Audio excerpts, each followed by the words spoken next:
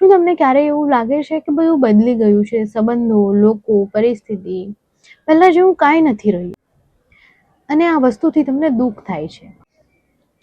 જો હા, તો કૃષ્ણ એમને કહે છે કે બદલાવ દુઃખ નથી, બદલાવ તો જીવનનું સૌથી મોટું સત્ય છે.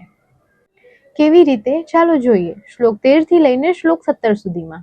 એવી રીતે માણસનું શરીર જન્મથી લઈને જેમ વૃદ્ધ થતા જાય છે એમ બદલતું જાય છે, એવી જ રીતે શરીરના મરણ પછી આત્મા પણ એમને બદલતી રહે છે અને નવું શરીર ધારણ કરે છે. જે વ્યક્તિ સમજદાર હોય ને એ આ બદલાવથી બીતો નથી.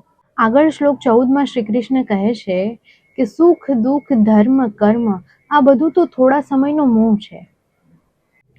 આ બધું તો ઇન્દ્રિયોનો પણ મોહ છે, જે આવે છે અને જાય છે. તો અર્જુન, આ બધું સહન કરતા શીખો. આગળ શ્લોક 15માં ભગવાન શ્રી કૃષ્ણ કહે છે, જે વ્યક્તિ સુખ અને દુઃખમાં એક જેવો ભાવ રાખે ને એ વ્યક્તિ ક્યારે નીચે નથી પડતો, એ અમર બનવા યોગ્ય હોય છે. આગળ શ્લોક 16માં શ્રી કૃષ્ણ અર્જુનને કહે છે, જે નથી એનું અસ્તિત્વ ક્યારેય નથી હોતું અને જે સત્ય છે એનો વિનાશ ક્યારેય નથી હોતો અને આ સમજવું જ તત્વજ્ઞાન છે. આગળ શ્લોક 17માં શ્રી કૃષ્ણ કહે છે, જે વસ્તુથી આખું બ્રહ્માંડ પર્યાપ્ત છે એ છે આત્મા. એનો નાશ કોઈ નથી કરી શકતું, એ તો અવિનાશી છે. એને આપણા જીવન સાથે જોઈએ તો સ્કૂલના પહેલા દિવસે આપણે બહુ રડ્યા હશું, જવાનું મન પણ નહોતું થતું, પણ પછી આપણે સ્કૂલ જઈએ છીએ, ટ્યુશન પણ ગયા, કોલેજ પણ કરી લીધું અને જોબ પણ કરીએ છીએ. આ બધામાં આપણે ક્યારે મોટા થઈ ગયા ને એ ખબર પણ ના પડી.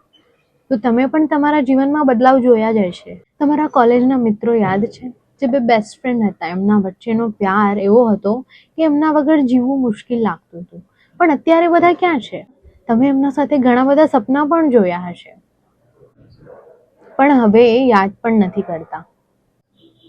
તો બધું બદલાતું હોય છે, પણ એક વસ્તુ છે જે ક્યારેય નથી બદલતી, એ છે તમારા અંદરની આત્મા. જે બદલાઈ ગયું છે એ તમે ક્યારે હતા જ નહીં અને જે બદલશે નહીં એ તમે છો. જ્યારે જીવનમાં કંઈક તૂટી રહ્યું હોય અથવા છૂટી રહ્યું હોય તો યાદ રાખજો કે તમે કંઈ ગુમાવવાના નથી, તમે તો બસ ખાલી નવા અનુભવો માટેની જગ્યા બનાવો છો.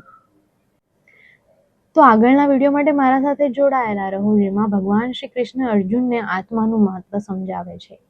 ત્યાં સુધી હસતા રહો. જય શ્રી કૃષ્ણ.